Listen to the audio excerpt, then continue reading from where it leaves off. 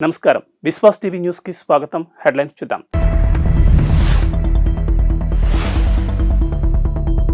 వైసీపీలో బుజ్జగింపుల పర్వం షురు. జగన్ నచ్చజెప్పిన నిర్ణయం మార్చుకోని పార్థసారథి.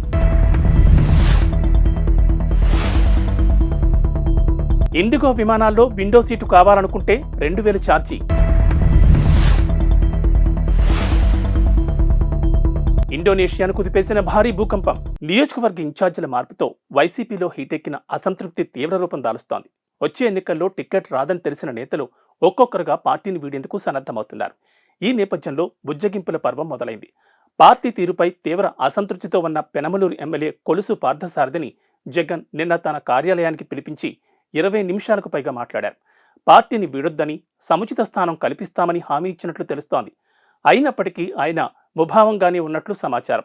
వైసీపీ సాధికార బస్సు యాత్రలో పార్థసారథి ఇటీవల అందరి ముందు తన అసంతృప్తిని వెళ్లగక్కారు. జగన్ తనను గుర్తించకపోయినా పెనమనూరు ప్రజలు మాత్రం తనకు ఎప్పుడూ మద్దతుగానే ఉన్నారని పేర్కొన్నారు. ఆయన చేసిన ఈ వ్యాఖ్యలు ఊహాగానాలకు కారణమయ్యాయి. ఆయన పార్టీని వీడబోతున్నారంటూ ప్రచారం మొదలైంది. ఈ నేపథ్యంలో గత వారం రోజులుగా ఎమ్మెల్యే కైలే అనిల్ కుమార్ జగన్ సూచనతో పార్థసారథికి నచ్చజెప్పేందుకు ప్రయత్నిస్తున్నారు. అందులో భాగంగానే నిన్న ఎమ్మెల్సీ మర్రి రాజశేఖర్, అనిల్ కలిసి పార్థసారథిని ముఖ్యమంత్రి వద్దకు తీసుకెళ్లారు. అయితే జగన్తో చర్చ తర్వాత కూడా పార్థసారథి అసంతృప్తిగానే ఉన్నారని, పార్టీ వీడాలని నిర్ణయానికి కట్టుబడి ఉన్నారని ఆయన సన్నిహిత వర్గాలు తెలిపాయి. బడ్జెట్ విమానయాన సంస్థ ఇండిగో ఫ్లైట్ టికెట్ రేట్లను అప్డేట్ చేసింది. ప్రయాణికులకు సౌకర్యవంతంగా కాస్త ఎక్కువ లెగ్ రూమ్ ఉండే ముందు వరుస సీట్ల బుకింగ్పై 2000 ఫిక్స్డ్ ఛార్జ్ నిర్ణయించింది. ఇక విండో సీట్ బుకింగ్ పై 2000 ఛార్జ్ చెల్లించాల్సి ఉంటుందని ఇండిగో వెబ్సైట్ పేర్కొంది. 222 సీట్లు ఉండే A321 విమానం ముందు వరుసలో విండో సీట్ బుకింగ్ పై 2000, నడకదారి సీటు బుకింగ్ పై 1500, అదే వరుసలోని 2వ, 3వ సీట్ల బుకింగ్ పై 400 ఛార్జీలు ఉంటాయని తెలిపింది. 232 సీట్లు ఉన్న A321 ఫ్లైట్, 180 సీట్లు ఉన్న A320 ఫ్లైట్ కూడా ఇవే ఛార్జీలు వర్తిస్తాయని తెలిపింది. ప్రయాణికులు ఒకవేళ ప్రాధాన్యత సీటు అవసరం లేదనుకుంటే అదనపు ఛార్జీలు లేని సీట్ను ఎంపిక చేసుకోవచ్చు. ఎయిర్పోర్ట్లో చెక్ ఇన్ సమయంలో సీట్ను కేటాయిస్తారని ఇండిగో వెబ్సైట్ పేర్కొంది.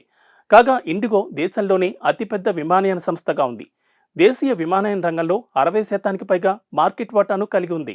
ఇటీవల తరచూ సంభవిస్తున్న భూకంపాలతో అతలాకుతలమవుతున్న ఇండోనేషియాను భూకంపం మరోమారు కుదిపేసింది. టలౌట్ ద్వీపంలో ఈ ఉదయం 6.7 తీవ్రతతో భూకంపం సంభవించింది. ఈ కారణంగా సంభవించిన ఆస్తి ప్రాణ నష్టానికి సంబంధించిన వివరాలు తెలియరాలేదు. జాతీయ భూకంప కేంద్రం ప్రకారం భూకంపం భూమికి 80 కిలోమీటర్ల లోతులో సంభవించింది.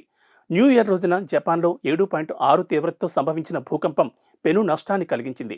దాదాపు 100 మంది ప్రాణాలు కోల్పోగా 200 మంది ఆచూకీ ఇంకా తెలియరాలేదు. గత 8 ఏళ్లలో జపాన్లో సంభవించిన భారీ భూకంపాల్లో ఇదొకటి. పుస్తక ప్రియులు ఎప్పుడిప్పుడా అని ఎదురుచూసే హైదరాబాద్ నేషనల్ బుక్ ఫేర్ తేదీలు వచ్చేశాయి. ఈ ఏడాది 36వ బుక్ ఫేర్ ఫిబ్రవరి 9 నుంచి 19 వరకు జరగనుంది. ఈ మేరకు బుక్ ఫేర్ కమిటీ సోమవారం ప్రకటించింది. ప్రతి ఏడాది మాదిరిగానే ఈసారి కూడా ఎన్టీఆర్ స్టేడియం వేదికగా దీన్ని నిర్వహించనున్నారు.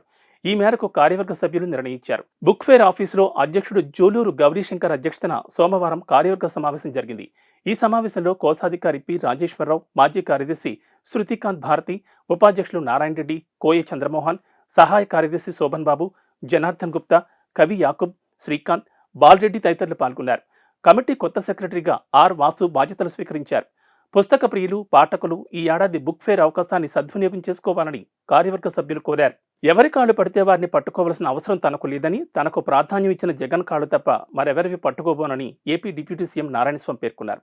తాను కాళ్ళు పట్టుకున్నానంటూ వస్తున్న విమర్శలకు ఆయన ఇలా బదులిచ్చారు.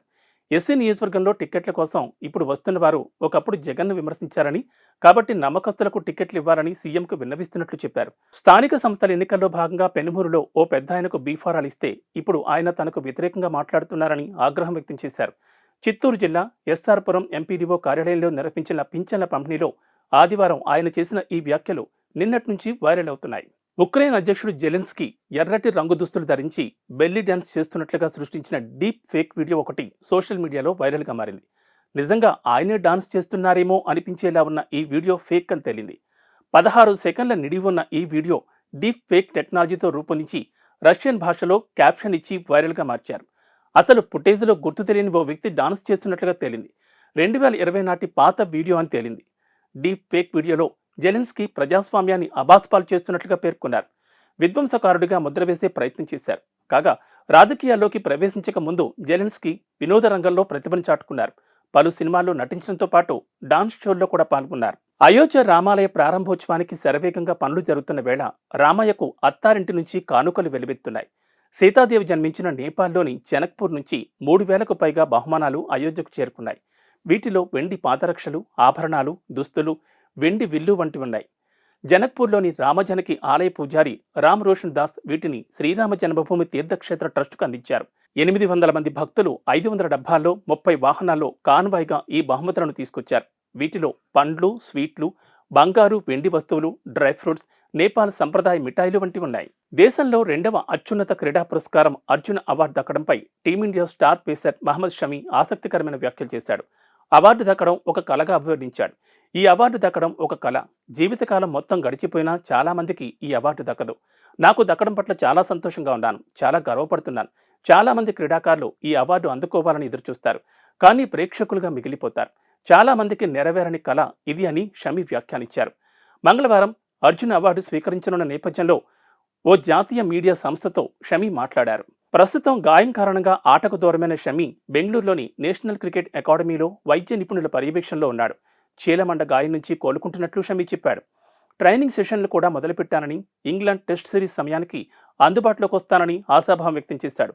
కాగా మంగళవారం అర్జున్ అవార్డు స్వీకరించనున్న 25 మంది క్రీడాకారుల్లో ఏకైక క్రికెటర్ మహమ్మద్ షమి కావడం గమనార్హం. ఇక బీసీసీఐ ప్రత్యేక అభ్యర్థన మేరకు షమి పేరు అవార్డును నామినేట్ అయింది.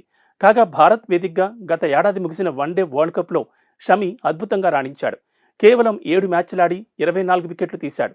టోర్నమెంట్లో అత్యధిక వికెట్లు తీసిన ఆటగాడిగా నిలిచాడు. తెలంగాణ ప్రభుత్వం అభయహస్తం కింద ఇచ్చిన హామీల అమలుకు ప్రజల నుంచి దరఖాస్తులు స్వీకరించిన సంగతి తెలిసిందే.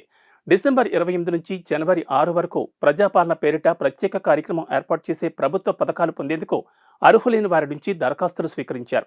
ఈ దరఖాస్తులు అందించేందుకు కొన్ని చోట్ల గంటల కొద్దీ క్యూలైన్లలో నిలబడి ఎన్నో వ్యయప్రయాసాలు కోర్చి తమ అప్లికేషన్లను ప్రజలు అధికారులకు అందించారు. అయితే ప్రజలు అంత కష్టపడి సమర్పించిన ప్రజాపాలన దరఖాస్తులు హైదరాబాద్లో నడి రోడ్డుపై ప్రత్యక్షమయ్యాయి. ఓ వ్యక్తి బైక్పై వాటిని తరలిస్తుండగా రోడ్డుపై ఎగిరిపడ్డాయి. వాటిని చూసిన స్థానికులు విస్మయం వ్యక్తం చేశారు. హైదరాబాద్ కూకట్పల్లి వై జంక్షన్ వైపు నుంచి వెళ్తుండగా బాలానగర్ వంతెనపై చిందరవందరగా పడ్డాయి. దీంతో ఆ బైక్పై ఉన్న వ్యక్తి కింద పడిన దరఖాస్తులను తీసుకుంటుండగా స్థానికులు గమనించారు. ఎవరో ర్యాపిడోలో బుక్ చేస్తే తాను తీసుకుని వెళుతుండగా అట్టపెట్టి తిరిగి దరఖాస్తులు రోడ్డుపై పడ్డాయని ఆ వ్యక్తి వివరించాడు. ఇతర వివరాలు తెలియదని చెప్పాడు.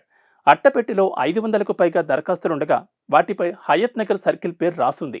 అసలు సంబంధం లేని ప్రాంతానికి అవి ఎందుకొచ్చాయన్నది ప్రశ్నార్థకమైంది. ప్రజాపాలన దరఖాస్తులు ఇలా నిర్లక్ష్యంగా ఓ చోటు నుంచి మరో చోటుకు తరలించడంపై ప్రజలు ఆగ్రహం వ్యక్తం చేస్తున్నారు.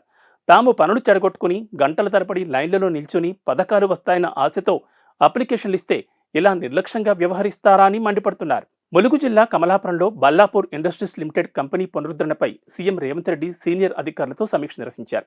ఈ మిల్లులో వస్త్రాల తయారీకి ఉపయోగించే కలప గుజ్జు తయారవుతోంది. 2014లోనే ఈ మిల్లు మూతపడింది. దీంతో చాలా కార్మిక కుటుంబాలు ఉపాధి కోల్పోయాయి.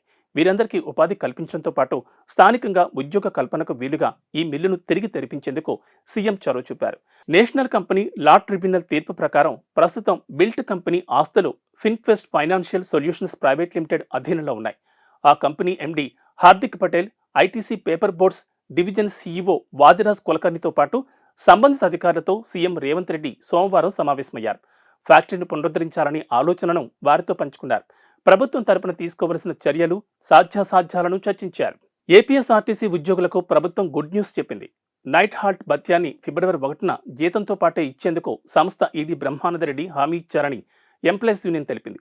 ఈ అంశంపై సోమవారం ఆయనతో చర్చించినట్లు యూనియన్ అధ్యక్ష ప్రధాన కార్యదర్శులు పలిశెట్టి దామోదర్రావు, నరసయ్య తెలిపారు. మిగిలిన బత్యాలు, బకాయిలతో సహా ఉద్యోగులకు వచ్చేలా చర్యలు తీసుకోవాలని కోరినట్లు ఆ ప్రకటనలో తెలిపారు. మరోవైపు సంక్రాంతి పండుగ సందర్భంగా మరో శుభవార్త ఇచ్చింది. ఫిబ్రవరి 1వ తేదీ నుంచి అమలయ్యేలా కొత్త వేతనాలను వారికి చెల్లించనుంది. ఏపీఎస్ఆర్టీసీ ఉద్యోగుల డిమాండ్లను పరిష్కరిస్తోంది. ఇప్పటికే జీతాలతో పాటు అలవెన్స్లను కలిపి చెల్లిస్తోంది. జనవరి 1వ తేదీ నుంచి ఈ విధానాన్ని అమల్లోకి తీసుకొచ్చింది. Night out, day out, overtime అలవెన్స్లను అప్పటి వరకు ఆలస్యంగా చెల్లిస్తూ వస్తోంది. కానీ ఆర్థిక పరిస్థితుల వల్ల అలవెన్స్లు చెల్లింపులు ఆలస్యమయ్యాయి. ఇవి బులెటిన్ విశేషాలు. నమస్కారం.